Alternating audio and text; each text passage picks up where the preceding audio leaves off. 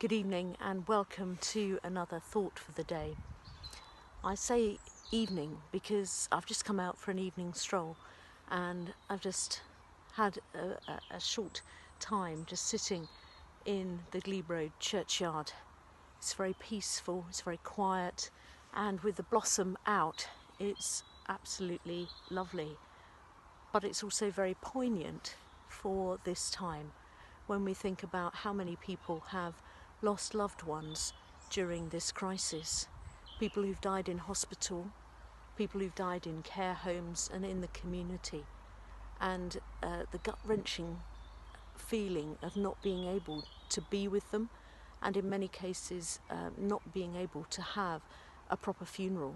I know lots of people are thinking about memorial services later, but that won't be the case for everyone, and that not being able to hold somebody's hand when they die or just be around their bedside is going to be an extra layer of grief. And I'm not going to say anything trite or make statements that are unhelpful or unpastoral about that. That is why lament is so important. We do need to lament and express that grief and suffering that there is. But that's not the same as not holding on to hope. We are in the Easter season, and this is where we remember Jesus rising from the dead. He had said to his disciples, "I am the resurrection and the life." And we need to hold on to that, to realise that there is a life beyond this life. Even though we may not understand that, we may not even think about it much, but it can give comfort when we think about our loved ones that we miss.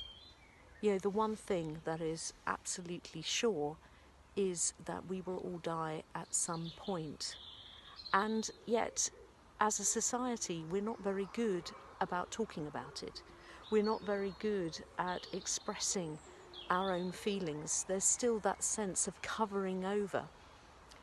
There are few people who actually write down what they want for their funeral, but mostly people don't say anything themselves before they go.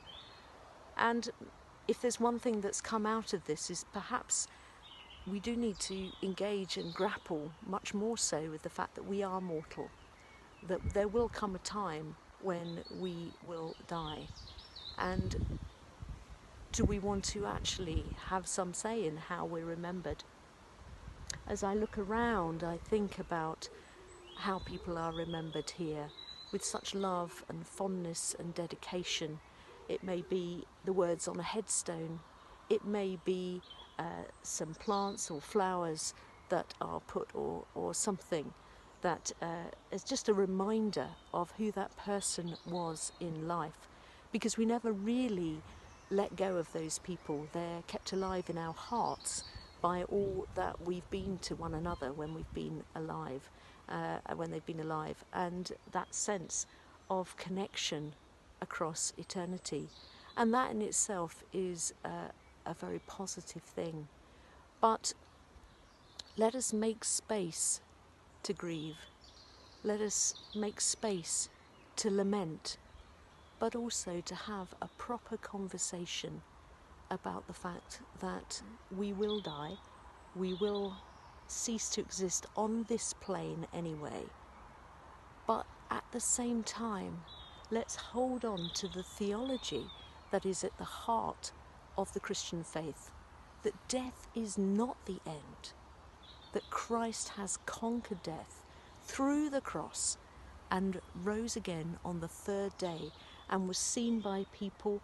He was a witness, people could touch him, he was real, and he broke the power of death. And it is through him that we can have life in all its fullness. It is through him that we can find our place in the Father's house and live in that place forever. It's a wonderful promise to hold on to. So when we're in the depths of sadness and grief, yes, let's express that. But let's also reach out to the theology that we have, that Christ has conquered death, and he is the resurrection and the life. So keep well, and God bless.